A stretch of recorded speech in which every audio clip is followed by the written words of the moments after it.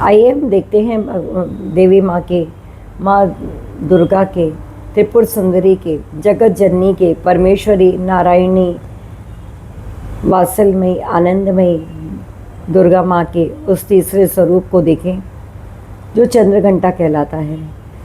प्रथम शैलपुत्री अर्थात वो शैल के समान अटल स्थिर बुद्धि में स्थापित करने में हमारी सहायता करती हैं। द्वितीय दिवस ब्रह्मचारिणी अर्थात हमारी वृत्तियाँ जब आत्मनिष्ठ होने का निर्णय ले लेती हैं तब फिर हमारी सभी वृत्तियाँ ब्रह्मचारिणी हो जाती हैं, अर्थात उस ब्रह्म की ओर ले जाने के लिए उस आचरण को धारण करने लगती हैं।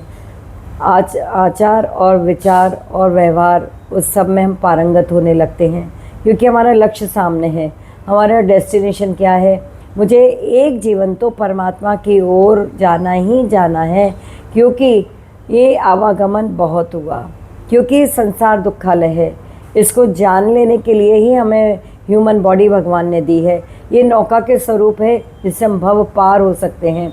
लेकिन हम बॉडी कॉन्शियसनेस में अटक जाएं तो हम कदापि माँ की आराधना उपासना करते हुए भी नहीं कर पाएंगे, क्योंकि वो बाहर नहीं। उपासना का अर्थ है अंत, उपासना उनके नज़दीक जा कर के उनके नज़दीक आसन ग्रहण करना और फिर मन बुद्धि और चित्त से और अहंकार को भी उनमें लय कर देना और मन बुद्धि से पूरी तरह समर्पित होकर के नारायणी की उपासना आराधना करना।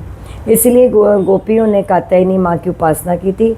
उन्होंने कहा था कि जो कृष्ण हैं वो हमें पति रूप में प्राप्त हों, अर्थात पति रूप में अर्थात वो हमारे नाथ हैं। प्राणों के नाथ कौन है? तो भगवान है। इस समस्त प्रकृति कहें, जगत कहें, ब्रह्मांड कहें, उसके स्वामी तो एक हैं और वही हैं। हम यहाँ पर केवल अपने अहंकार वशाते जाते हैं और अहंकार का ही फल है सुख दुख के भोक्ता बनना, कर्म करना और उसका फल भोगते रहना। हम इसलिए नहीं आए मनुष्य योनि में, हम मनुष्य योनि में भेजे गए हैं परमात्मा की कृपा से, नारायणी की कृपा से। उसकी कृपा हम पर नित्य निरंतर बरस रही है। लेकिन हमारा पात्र अगर उल्टा है तो उसमें कृपा रूपी जल भरेगा कैसे, अमृत भरेगा कैसे? तो तृतीय दिवस चंद्रघंटा अर्थात चंद्र के समान हमारा चित्त शांत होने लगता है, क्योंकि वो उसकी आभा हमारे भीतर प्रकट होने लगती है।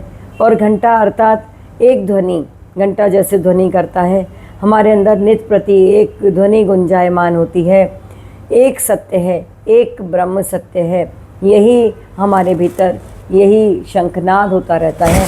उसी को हम कहते हैं तृतीय स्वरूप में चंद्रघंटा। तो चंद्रमा जैसे आकार में तो पूर्ण होता है, लेकिन धीरे धीरे सूर्य से प्रकाश ग्रहण करके फिर पूर्णिमा के दिन पूरा होता है। ठीक इसी प्रकार से हमारा भी मन रूपी चंद्रमा सत्य रूपी प्रकाश से जब पूर्णमासी को प्राप्त होता है तब चंद्रघंटा की उपासना पूर्ण होती है। जय श्री कृष्ण।